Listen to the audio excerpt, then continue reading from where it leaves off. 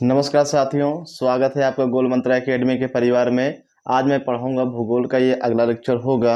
और आज बहुत छोटा सा टॉपिक है लेकिन बहुत इम्पोर्टेंट है ये, तो लोगों का ध्यान यहाँ नहीं जाता है। तो आपको क्या है, इसकी कम समय में अच्छी तैयारी हम करवा रहे हैं, तो आप देखने के बाद नोट्स जरूर बनाइएगा। तो आज जैसे हम पढ़ाएंगे पृथ्वी के आंतरिक संरचना। तो कल हम लोगों ने पढ़ा पृथ्वी के वायु संरचना, जिसे वायुमंडल कहते हैं। आज हम लोग क्या पढ़ेंगे, पृथ्वी की आंतरिक संरचना, अर्थात पृथ्वी के अंदर जो है क्या क्या पाया जाता है उसके बारे में बताया गया है। फिलहाल ज़्यादा शोध नहीं हो पाया है इसमें। जो पृथ्वी पे जो अधिकतम जो गहराई है ये 12 किलोमीटर तक हुई है, उसके नीचे नहीं हो पाई है। और ये भी बताया जाता है कि जैसे हम लोग जहाँ पे खड़े होते हैं, अगर हम नीचे जाएंगे, पाताल में जाएंगे, तो प्रति 32 मीटर की गहराई पे जाने पे तापमान 1-1 डिग्री क्या होता है, कम हो जाता है। इसलिए कहा जाता है, जैसे ये आपका बिल्कुल एकदम कोर का निचला हिस्सा है, इसे कोर कहते हैं या केंद्र कहते हैं।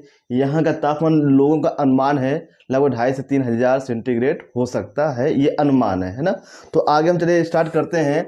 तो पृथ्वी की आंतरिक संरचना, तो जैसे ये आपका है, जो पहला है, तो पहला आपका क्रस्ट है, दूसरा है मेंटल है, और तीसरा है आपका क्रूड, है ना। तो इन 3 नामों को आपको याद रखना है। और इनके अलावा जो इनके अन्य नाम हैं, 2-2 और नाम हैं। जैसे यहाँ कष्ट को क्या कहते हैं, सियाल कहते हैं। मेंटल को सीमा कहते हैं। क्रूड को क्या कहते हैं, निफे कहते हैं। और कष्ट को लिथोस्फीयर भी कहते हैं। और इसे क्या है, पायरोस्फीयर भी कहते हैं। इसे क्या कहते हैं, बेरिस्फीयर भी कहते हैं। क्या है, बेरिस्फीयर भी कहते हैं, है ना। तो यहाँ पे जैसे हम देखेंगे सियाल और सीमा, तो सियाल से हो जाएगा सिलिका, क्या हो जाएगा, सिलिका हो जाएगा। और एल से क्या हो जाएगा, एल्यूमिनियम। ये बहुत पूछा जाता है कि आपको याद रखना है कि जो पृथ्वी की आंतरिक संरचना में क्रस्ट में किसकी अधिकता होती है। तो आपको याद रखना है, सियाल से होगा, Si से सिलिका होगा। और Al से क्या होगा, एल्यूमिनियम। Si से सिलिका और Al से एल्यूमिनियम। अगर हम बात करें सीमा में बात करें, तो सीमा से हो जाएगा सिलिका, क्या हो जाएगा, सिलिका हो जाएगा। और प्लस मैग्नीशियम, क्या हो जाएगा, मैग्नीशियम हो जाएगा। क्या हो जाएगा, मैग्नीशियम, है ना। तो ये चीजें आपको याद रखना है कि पृथ्वी की जो पहली जो सतह है, जिसे हम लोग क्या कहते हैं, क्रस्ट कहते हैं, इसे सियाल भी कहते हैं, इसे लिथोस्फीयर भी कहते हैं। और इस सतह पे किसकी अधिकता पाई जाती है, तो आपको याद रखना है, सिलिका प्लस एल्यूमिनियम की अधिकता पाई जाती है। और फिर दूसरा है मेंटल, और मेंटल को क्या कहते हैं, सीमा कहते हैं। क्या कहते हैं, सीमा कहते हैं। और यहाँ पे सिलिका प्लस मैग्नीशियम पाया जाता है। क्या पाया जाता है, सिलिका और मैग्नीशियम पाया जाता है। और इसे पायरोस्फीयर भी कहते हैं। क्या कहते हैं, पायरोस्फीयर भी कहते हैं, है ना। और जो लास्ट वाला है क्रोड, इसे निफे कहते हैं। क्या कहते हैं, निफे। क्या कहते हैं, निफे कहते हैं। ये चीज आपको याद रखना है ना। तो ये आपके हो गए मंडल। तो निफे को हम यहाँ बता दे रहे हैं, जैसे आपका ये लिखा है निफेल, तो निफेल से हो जाएगा Na से निकेल हो जाएगा। क्या हो जाएगा, निकेल हो जाएगा। और Fe से फेरस, जिसे क्या कहते हैं, ये आपका हो जाएगा आयरन। आयरन मतलब लोहा, है ना। ये चीज आपको याद रखना है ना। तो फिर से हम बता दें, सिलिका एल्यूमिनियम, यहाँ पे सिलिका मैग्नीशियम, और निफे से हो जाएगा निकेल, और आयरन आपका हो जाएगा, आयरन को फेरस भी कहते हैं, है ना। अब देखिए, इसकी जो पृथ्वी की आंतरिक संरचना के बारे में सबसे पहले किसने बताया है, तो आपको याद रखना है, ऑस्ट्रिया के एक भूवैज्ञानिक है। कौन है, भूवैज्ञानिक, उनका नाम है एडवर्ड स्वेस। क्या नाम है, एडवर्ड स्वेस। तो एडवर्ड स्वेस ये ऑस्ट्रिया के जो है भूवैज्ञानिक हैं। तो इन्होंने ही सबसे पहले पृथ्वी के आंतरिक संरचना के बारे में बताया है ना। अब हम देखेंगे, जैसे ये हमने फिगर बनाया है, तो इस फिगर का मतलब होता है, जैसे ये आपकी पृथ्वी है ना। और पृथ्वी जैसे हमने क्या है, इस हिस्से को हमने काट लिया, है ना। तो यही चर्चा की जा रही है। ये क्रस्ट है, मेंटल है, ये क्या है, क्रोड है। यहाँ पे सियाल होता है, सीमा, निफे, लिथोस्फीयर, पायरोस्फीयर और बेरिस्फीयर, है ना। और जैसे जैसे नीचे आएंगे, तापमान क्या होता है, ये बढ़ता है। तापमान क्या होता है, ये बढ़ता है। जैसे वायुमंडल में हम पढ़ेंगे, जैसे हम कह दें ये धरातल है, ये क्या है आपका, धरातल है। और धरातल में से हम ऊपर की ओर जाएंगे तो तापमान घटेगा। क्या होगा, घटेगा। लेकिन धरातल से हम पाताल की ओर जाएंगे तो तापमान क्या होगा, बढ़ेगा, है ना। ये चीजें आपको याद रखना है। जहां हम लोग खड़े हैं यहां से हम आकाश की ओर जाएंगे तो तापमान क्या है, ये घटता है। और यहाँ पे जो घटता है फिर से बता दें, प्रति 165 मीटर की ऊंचाई पर जाने के बाद एक एक डिग्री सेंटीग्रेड जो है ये तापमान क्या होता है, ये घटता जाता है। क्या होता है, ये घटेगा। लेकिन जब हम धरातल अर्थात पाताल लोक में जाएंगे तो यहाँ पे हो जाएगा 32 मीटर, यानी कि प्रति 32 मीटर की गहराई पे जाने के बाद एक एक डिग्री तापमान क्या है, ये बढ़ेगा। तो ये आपको याद रखना है कि प्रति 32 मीटर की गहराई पे जाने पे क्या है, तापमान एक एक डिग्री कम नहीं होगा, क्या होगा, यहाँ पे बढ़ेगा। क्या होगा, बढ़ेगा, है ना, यहाँ पे क्या होगा, बढ़ेगा।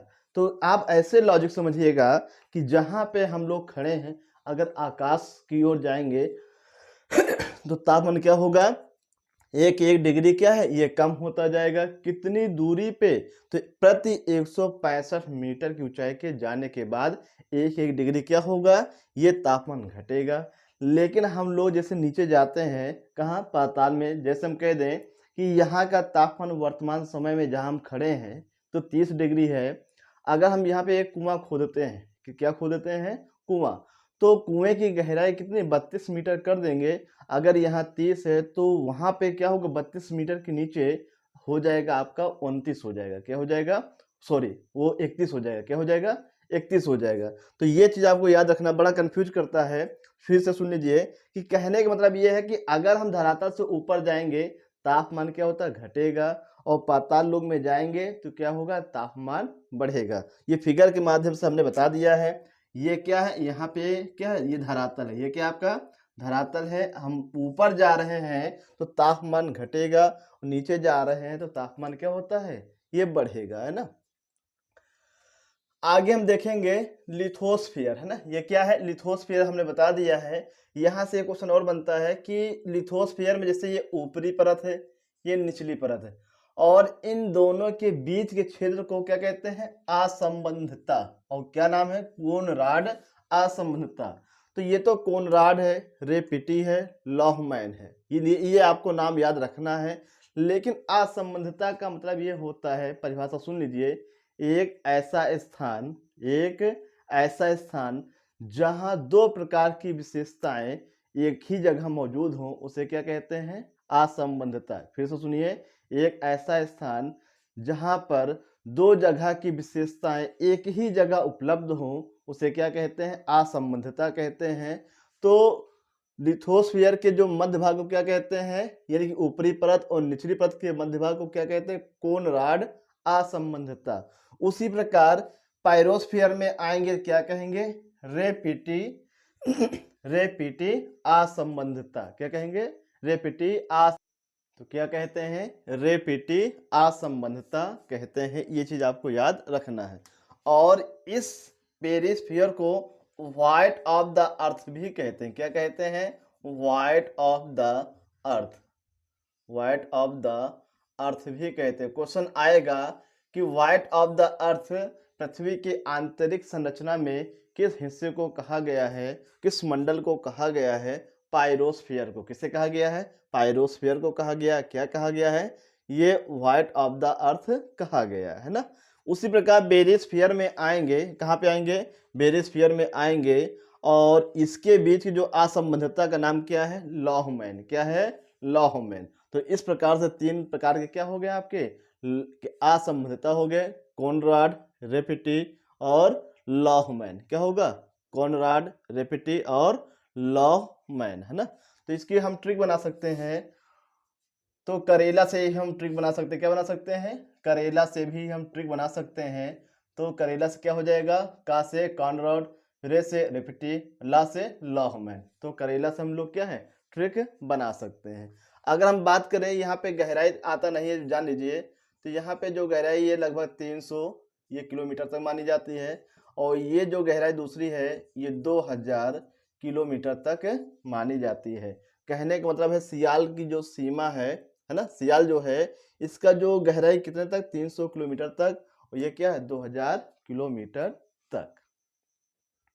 तो 2000 किलोमीटर तक।